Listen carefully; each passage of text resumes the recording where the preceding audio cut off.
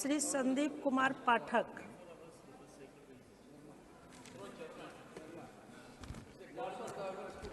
बहुत बहुत धन्यवाद चेयरमैन सर।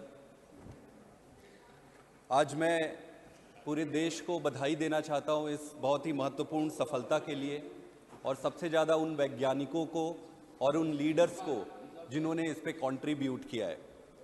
आपको ये बताना चाहूँगा कि स्पेस मिशन की शुरुआत स्वतंत्रता से बहुत पहले हो गई थी। कलकत्ता में प्रोफेसर मित्रा थे, सीवी रमन साहब थे, और आते आते स्वतंत्रता के बाद फिर विक्रम साराभाई और होमी भाभा, इन लोगों ने एक ऐसी लीडरशिप, साइंटिफिक लीडरशिप की नींव रखी जो आने वाले समय में आज इसरो का जो आज स्वरूप देखने को मिल रहा है उसका एक प्रमुख कारण थे। 1960 में ही सबसे पहले इंडियन नेशनल कमेटी बनी थी, बाद में फिर उसका नाम इसरो किया गया था, जो जयराम जी ने बड़े डिटेल्ड में इसके बारे में बताया है, उस पर मैं नहीं जाऊंगा। लेकिन ये जानना बहुत ज़रूरी है कि इसरो सबसे पहले डिपार्टमेंट ऑफ एटॉमिक एनर्जी के अंडर आती थी और बाद में फिर उसको डिपार्टमेंट ऑफ साइंस में बनाकर अलग किया गया और होमी भाभा को उसको सेक्रेटरी बनाया गया और विक्रम साराभाई जो साइंटिस्ट थे उनको इसका प्रमुख बनाया गया इस इंस्टीट्यूट का। ये सबको जानना चाहिए कि 10 इंस्टीट्यूशन के बिल्ड होने के 10 साल के अंदर ही सबसे पहला सैटेलाइट इसरो ने लॉन्च कर दिया था, जो अपने आप में एक बहुत बड़ी बात है। 20 साल होते होते जो सैटेलाइट लॉन्च व्हीकल होते हैं इंडिया ने वो तैयार कर लिया था और 20वें साल के पहले ही अपने खुद के व्हीकल से अपने सैटेलाइट लॉन्च करने शुरू कर दिए थे। जीएसएलवी, पीएसएलवी ऐसे लॉन्च व्हीकल हैं जिसमें देश के ही नहीं दूसरे देशों के भी जो सैटेलाइट है उसको अंतरिक्ष में स्थापित करने का काम कर रही है, विदेशों के उनके लिए भी। प्रश्न आज ये नहीं है, मूल प्रश्न को समझना पड़ेगा। मूल प्रश्न क्या है कि भारत ने स्पेस साइंस में इतना अच्छा कैसे कर लिया। आज कई सारे दूसरे संस्थाएं हैं, दूसरी संस्थाएं हैं, उन दूसरी संस्थाओं को क्या हुआ, वो कहां पीछे रह गए। इसरो ने ऐसा क्या, भारत ने ऐसा क्या किया स्पेस के क्षेत्र में जो इतना आगे कर लिया। सबसे महत्वपूर्ण चीज होती है एक व्यक्ति, मैं भी साइंटिस्ट हूं, मैंने राजनीति में आने से पहले साइंस किया है, मैं अच्छी तरह से समझता हूं इस बात को। किसी एक साइंटिस्ट से ज्यादा महत्वपूर्ण होता है संस्था, और उससे भी महत्वपूर्ण होता है उस संस्था को बनाने वाले लीडरशिप की। आज संभव है कि हम सबके राजनीतिक मूल्य और राजनीतिक रूप से एक दूसरे से मतभेद हो सकते हैं, लेकिन आज अगर पंडित जवाहरलाल नेहरू को याद नहीं किया गया तो वो बेमानी होगी। आपको मैं याद दिला दूं, आजादी के बाद हमारे देश की परिस्थिति ऐसी थी कि कई जगहों पर खाने के लिए पर्याप्त अन्न भी नहीं थे। जब देश में पर्याप्त अन्न भी नहीं था उस समय कोई व्यक्ति कैसे यह सोच सकता है कि पैसा स्पेस साइंस में लगाना है। राजनीतिक रूप से उनको बहुत विरोध हुआ होगा निश्चित रूप से, लेकिन उन सारे विरोधों को अलग रखते हुए उन्होंने अपनी राजनीतिक दूरदृष्टता और स्पष्टता दिखाई। इसको कहते हैं लीडरशिप। उन्होंने ऐसी लीडरशिप, आज अगर आप देखें कि भारत में और पाकिस्तान का सबसे, जहां भारत है और जहां पाकिस्तान है, उसका मूल कारण क्या है कि भारत को आजादी के बाद पहले प्रधानमंत्री के रूप में पंडित जवाहरलाल नेहरू मिले और पाकिस्तान को पहले प्रधानमंत्री के रूप में जिन्ना मिले। यही एक दो मूल कारण है कि पाकिस्तान आज कहां है और भारत आज कहां है। हमारे कई सारे मतभेद हो सकते हैं, जरूरी नहीं है कि हम हर चीज में सहमत हो, लेकिन साइंस और टेक्नोलॉजी में जो नेहरू जी ने जो काम किया उसको पूरे देश को, पूरा देश उसको मानती है और उनकी लीडरशिप को आगे बढ़ाने के लिए हम सबको अनवरत रहना होगा। आपको फिर विजन क्या था जब ये इसरो को बनाए? विजन ये नहीं था कि छाती पीट पीट के दूसरों को अपनी ताकत का एहसास कराना है। विजन ये नहीं था कि अपने आप में ताकत एकत्रित करना है। विजन ये था कि साइंस और टेक्नोलॉजी को जनमानस के हित में कैसे उपयोग किया जाएगा। यही एक उद्वेलित और अंडरलाइन रीजन था जिसके कारण नेहरू जी ने इस पर भरोसा दिखाया था। आज जितने भी आप देखते हैं, चाहे मौसम विभाग से संबंधित जानकारी हो, कम्युनिकेशन टेक्नोलॉजी हो, और कई सारे क्षेत्रों में स्पेस टेक्नोलॉजी ने जो कंट्रीब्यूशन दिया है, उसके कारण ही आज दूसरे साइंस के क्षेत्र में भी हम आगे बढ़ पाए हैं लेकिन यह भी देखना पड़ेगा कि क्या नेहरू जी अकेले कर पाते वो? क्या राजनीतिक परिस्थितियां अकेले अलाउ करती? संभव नहीं है। सरदार पटेल जी भी थे, उन्होंने देश में उस समय राजनीतिक स्थिरता लाई। अंबेडकर भी थे, जिन्होंने कॉन्स्टिट्यूशनली इस देश को एक ऐसा महान कॉन्स्टिट्यूशन दिया। तो एक टीम वर्क होता है, किसी भी देश के विकास के लिए टीम वर्क सबसे महत्वपूर्ण होता है, जो आज मुझे लगता है गैर राजनीतिक दलों में भी और अपने खुद के राजनीतिक सभी दलों में भी इस तरीके की टीम वर्क का अभाव है। विजन बड़ा साफ था कि साइंस एंड टेक्नोलॉजी का उपयोग देश के हित के लिए करना है। एक और महत्वपूर्ण चीज है, नींव का पत्थर अगर सीधा लगता है तो बाकी के पत्थर भी सीधे लगते जाते हैं और दीवार सीधी होती है। अगर नींव का पत्थर ही टेढ़ा लग जाए तो कोई कोशिश कितनी भी कर ले, दीवार फिर सीधी नहीं होती है। इसलिए हमारे पॉलिटिकल लीडर्स की, जिनमें नेहरू जी तो शामिल थे ही, उसके बाद इंदिरा गांधी जी ने भी बहुत कंट्रीब्यूट किया, फिर अटल बिहारी वाजपेयी जी ने भी जो कंट्रीब्यूशन दिया वो अभूतपूर्व था। आप सबको पता होगा कि चंद्रयान पहला जब चाइना ने अपनी एक स्पेस टेक्नोलॉजी लॉन्च की, तब अटल बिहारी जी ने इसरो के साइंटिस्ट को यह कहा था कि भाई इसका कुछ करो, हमें भी कुछ इस पे अच्छा करना है। तब जाकर चंद्रयान प्रथम की परिकल्पना की गई।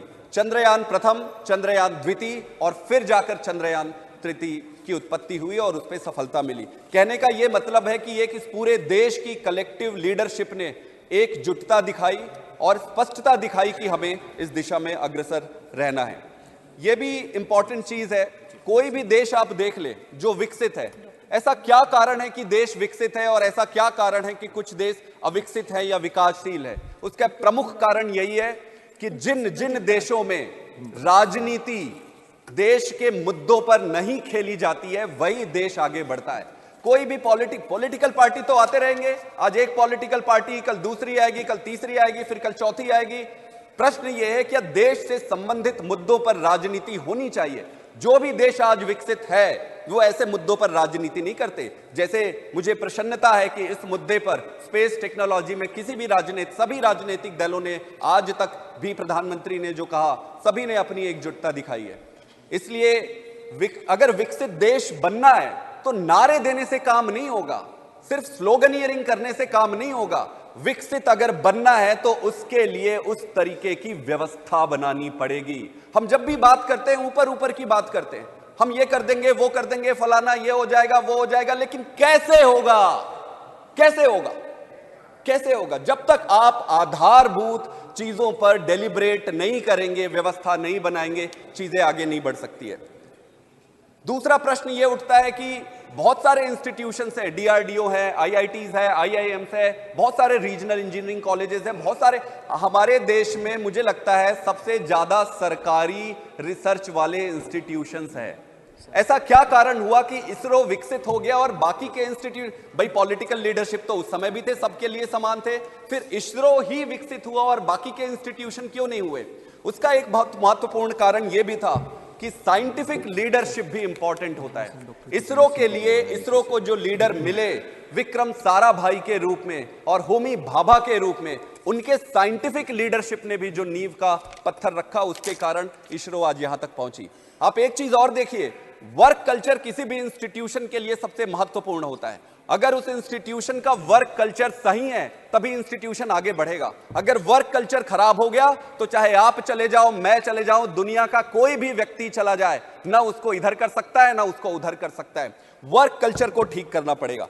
तो वर्क कल्चर में ऐसा क्या हुआ इसरो में? इसरो में जहां तक मेरी थोड़ी समझ है, मेरे कई सारे मित्र भी वहां पे काम करते हैं, वहां पर डिलीवरी बेस्ड टारगेट्स होते हैं, डिलीवरी बेस्ड टारगेट होते हैं। वहां पर मेरिटोक्रेसी पे सबसे ज्यादा ध्यान दिया गया है। भाई आप साइंटिस्टों की जब भर्ती करते हो, साइंटिस्टों को लेते हो, तो जिस तरीके से आप उनकी भर्ती करते हो, जो मानसिकता है वो आधार बनाती है। तो इसरो की जो वर्क कल्चर है वो बहुत सर्वोत्तम है हमारे देश में। अब प्रश्न ये उठता है, ये तो जान गए कि इसरो का ठीक है, लेकिन क्या उस वर्क कल्चर को दूसरी संस्थाओं में लाने का हमने प्रयास किया है? क्या हमने कभी ऐसी कमेटी बनाई है कि हम बाकी के दूसरी जो सरकारी संस्थाएं हैं वो क्यों फेल हो रही है?